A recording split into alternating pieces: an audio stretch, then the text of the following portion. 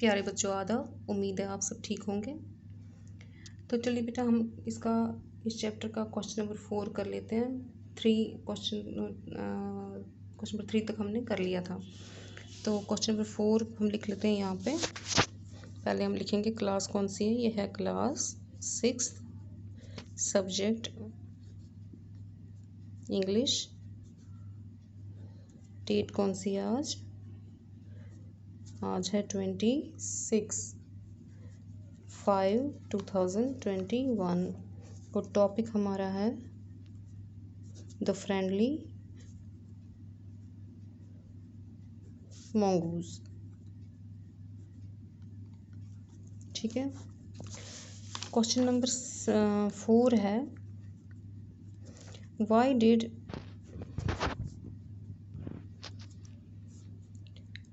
The farmer's wife strike the mongoose with her basket। कहता है जो ये फार्मर की बीवी थी, इसने मंगूज पर अपनी जो टोकरी थी, जो उसने सामान जिसमें लाया था, वो टोकरी क्यों फेंकी मतलब ज़ोर से फेंकी उसको मारने के लिए। ऐसा क्यों किया उसने? क्योंकि उसको लगा कि उसने उसके बेटे को मारा है, उसका खून चूसा है, खून पिया है, क्योंकि उसके हाथों पर, पंजों पर, उसके मुंह पर खून लगा हुआ था, जिसकी वजह से उसको लगा कि इसने उसको मार डाला है। ठीक है। तो हम लिखेंगे द फार्मर्स वाइफ सा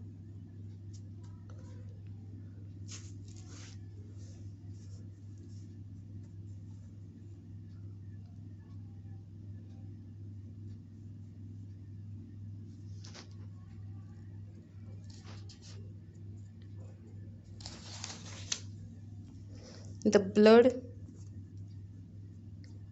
on the face and paws of the mongoose. She thought that it had killed her little child. That is why she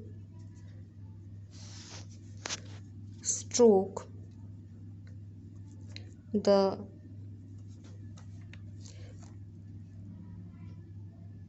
mongoose with her basket। ठीक है। यानी उसको लगा कि उसने उसके बेटे को मार डाला है, इसलिए उसने उस पर ज़ोर से क्या फेंकी? वो टोकरी फेंक दी।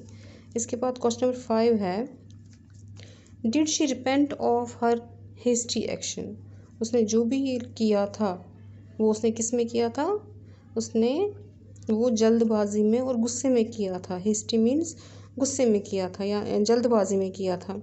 तो क्या उसने जो वो जल्दबाजी में जो उसने वो काम किया था, उस नेवले पर जो उसने वो टोकरी ज़ोर से फेंकी थी, क्या उसने उसके बाद में अपने उस जल्दबाजी के एक्शन पर पछताया?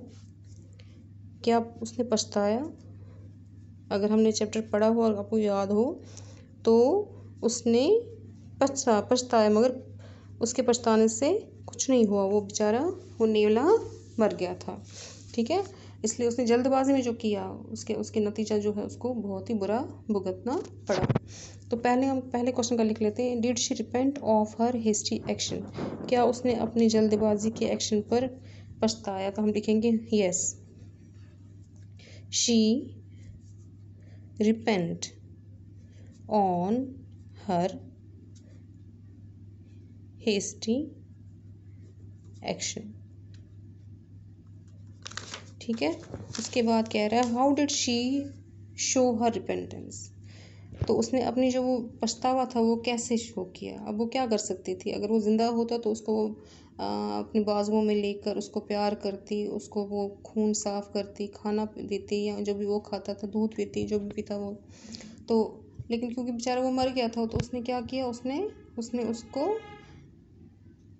उस मुर्दे नेवले को हाथों से टच करके और रोने लगी।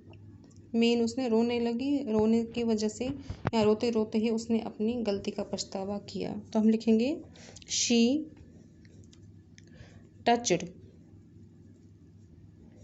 The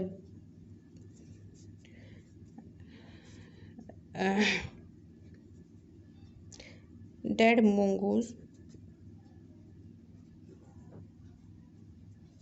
and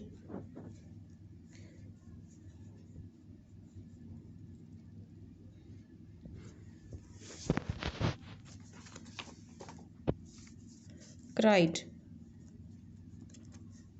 She touched the dead mongoose and cried to show her repentance.